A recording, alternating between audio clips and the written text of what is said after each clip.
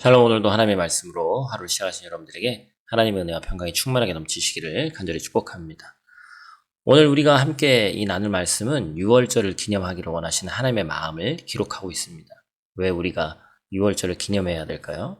유월절을 기억할 때 우리가 구원의 하나님의 은혜에 감사할 수 있기 때문이죠. 또한 오늘 한국은 민족 고유의 명절인 또 추석입니다. 추석 같은 경우도 한국에 어찌 보면 추수감사절이라고 할 수 있죠.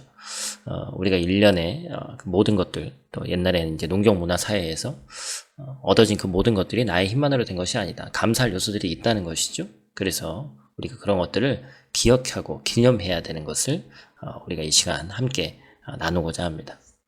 첫 번째로 우리가 기억해야 될 것은 구원의 은혜는 기념할 때 기억된다라는 것입니다. 우리 3절 말씀 보니까 그 내용이 또 써있죠.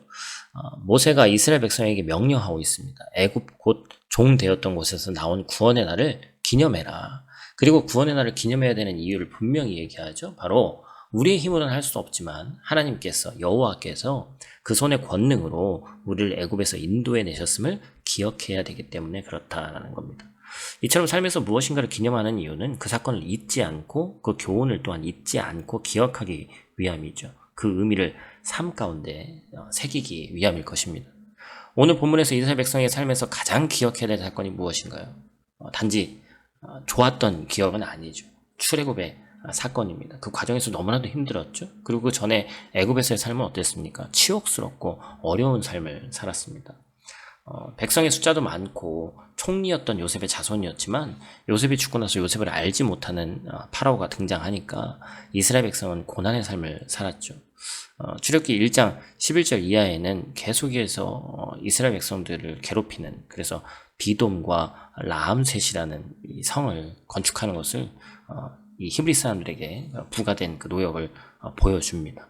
이스라엘 백성들은 애굽에서 무거운 짐을 지고 있었고 괴로움을 당했습니다. 또 자신들을 위해서가 아니라 바로를 위해서 성을 건축하는 일들을 하고 있었죠. 그런데 그 힘들고 어려운 삶을 살았던 이스라엘을 권능의 손으로 이끌어 내신 분이 바로 하나님이셨죠. 그렇다면 하나님께서는 왜 이스라엘 백성을 구원하셨습니까? 그 이유는 이스라엘 백성과 한 약속을 기억하셨기 때문입니다. 그래서 결국에는 하나님께서 이스라엘 백성을 구원하셨던 것은 그들의 능력이나 그들의 성품이 훌륭해서가 아니라 하나님께서 약속을 지키시는 하나님, 바로 신실하신 하나님이시기 때문에 그렇습니다. 인간의 생각은 지금 나의 어떤 행동을 따라서, 이번 주일에도 우리가 말씀 나눴습니다만, 어떤 일이 우리의 감정과 또 우리 신앙의 상태에 따라서 무엇이 되고 안 되고를 생각하지만 하나님 편에서 생각하면 하나님의 그 약속이 더 우선이기 때문에 사실 우리의 상태와는 크게 관계가 없습니다. 그래서 우리의 상황과 그보다 더 중요한 것은 하나님께서 나에게 어떠한 약속을 하셨고 하나님께서 몇 년 전이든 며칠 전이든 나에게 어떤 말씀을 주셨는가를 기억하는 것이 중요하다라는 것입니다. 두 번째로 우리가 기억해야 될 것은 구원의 은혜는 반복할 때 기억된다라는 것입니다. 9절과 10절 말씀에 써있죠.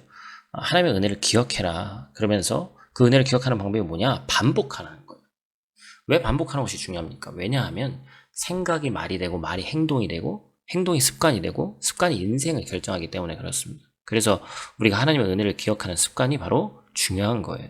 동시에 행동이 습관이 된다는 말은 또 다른 의미를 가지고 있습니다. 바로 죄 짓는 것도 습관이 될 수 있다는 것이죠. 우리가 형식적으로 하는 것들, 이것이 반복이 되면 습관이 됩니다. 말씀 보고 기도할 시간에 TV를 보거나 다른 일을 하는 것, 그것도 습관이 되죠. 주일날 반복적으로 처음에는 힘들었는데 빠지다 보니까 당연한 것이 되고 그 습관이 되는 것이죠. 그리고 중요한 것은 이러한 습관들이 예배 습관, 은혜의 습관을 기르는 것보다 훨씬 더 빠르게 세상적인 습관이 더 스며들고 빨리 전파된다는 것이죠. 그렇다면 어떻게 할 때 우리가 이 죄의 습관을 끊어버리고 하나님의 은혜를 반복해서 기억할 수 있습니까? 그것은 매일같이 하나님께 나아가는 겁니다. 예배하고 기도하고 말씀 보는 것, 다른 방법이 없어요. 하나님을 가까이 하는 것 외에는, 그리고 하나님의 은혜를 잊지 않는 그 방법이 그것밖에 없다는 것이죠.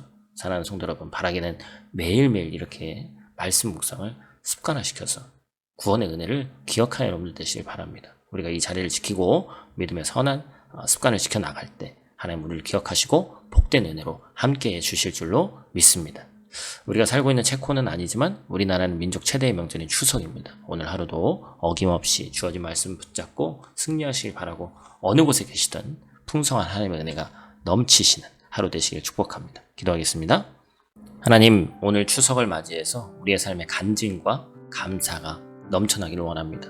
구원의 은혜는 기념할 때 기억된다는 것과 구원의 은혜는 반복하여 감사할 때 기억된다는 것을 잊지 않게 하시고 매일매일 우리에게 역사하신 하나님의 은혜를 기념하고 반복하여 감사함으로 하나님의 은혜가 오늘 함께 말씀을 나누는 우리 모두의 삶 가운데 날마다 반복적으로 강력하게 임하게 하여 주시옵소서. 멀리 떨어져 있는 가족 친지들 건강하게 하시고 몸은 떨어져 있지만 영적으로는 더욱 가까워서 서로를 위해 끊임없이 기도하게 도와주시옵소서. 오늘 하루도 눈동자와 같이 지키시길 원하며 우리의 구원자 되신 예수님 귀하신 이름으로 기도드립니다. 아멘.